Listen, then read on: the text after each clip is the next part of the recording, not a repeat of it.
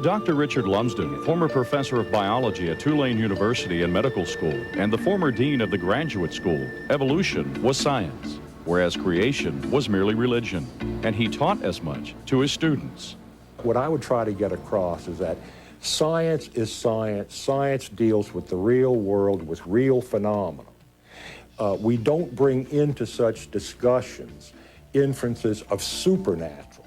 Dr. Lumsden, who studied at Tulane, Harvard, and Rice, couldn't believe it when the Louisiana State Legislature passed a law that if evolution were taught in the public school classroom, then equal time had to be made for creation science. My reaction to that was just total consternation. Who are these people telling us, PhD-level scientists, how to teach and what to teach regarding science? So I just thought the whole thing was just absolutely absurd. But it was not the energy of a supernatural nature. I was prompted at that point to give a lecture on the origin of life, giving creation its due with as much mockery as I could summon. Truly, in the beginning was the Word, but the Word was hydrogen. After that class, one of his graduate students came up to him and said, "Great lecture, Doc." Well, that got my attention. Flattery always did.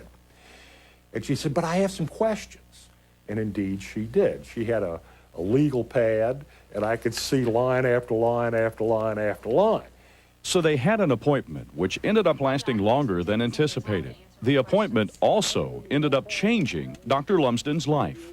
Now, I'm not trying to challenge anything. I just want to get my science straight. That's fair enough. Okay. That's fair enough. Last month, you taught how mutations were genetic disasters. How, by natural selection, can they randomly produce new and better structures? That's a good question. Good question. I'll probably have to think more about that. Okay, well, aren't the odds of the random assembly of genes mathematically impossible? You've had your share of mathematics. Let's see if we can't figure that out. Not only were we talking about a mathematical impossibility, we were talking about a physical and chemical impossibility, which gave me pause.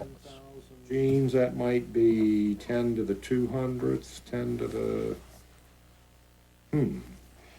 Those are pretty formidable odds, aren't they? Mm-hmm. But the fact remains is that we're here.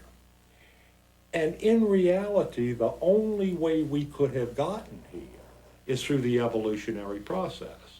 So the fact that we're here really proves evolution, doesn't it? And these are the events, molecular events, genetic events, that were mechanisms part and parcel of the evolutionary process. I could buffalo a student when I felt myself get a little bit in trouble, okay? I'd had a few years' experience at this, okay? It's a trade secret.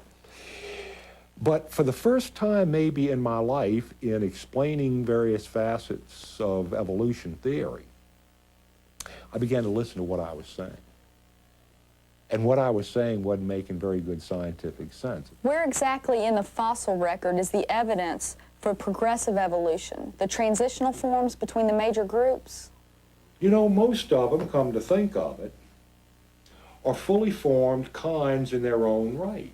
This conversation with the young lady went on for approximately 3 hours, during which time, again, we entertained these questions, and the whole time I'm answering, I'm listening to my own responses and trying not to betray this to the student.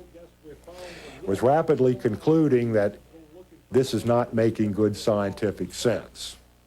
What I'm telling this young lady and what I told the students this morning is not good science. And so far, I guess we just haven't been lucky enough to pick up the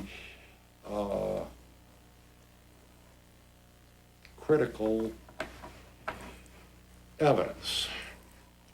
It dawned on me right then and there that evolution was bankrupt as a scientific theory.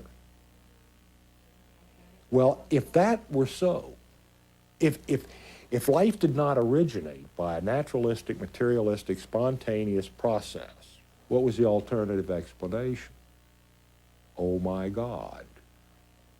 And I said it then, not in blasphemy, but in awe.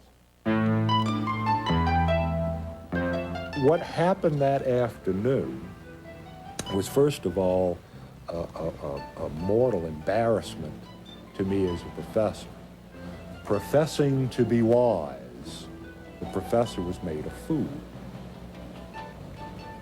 And then secondly, with the realization that, hey, God exists and God created, was that experience of fear. Now that's enough to turn a corner in anyone's life. After much study and soul-searching, Dr. Lumsden became a creationist first and then a Christian.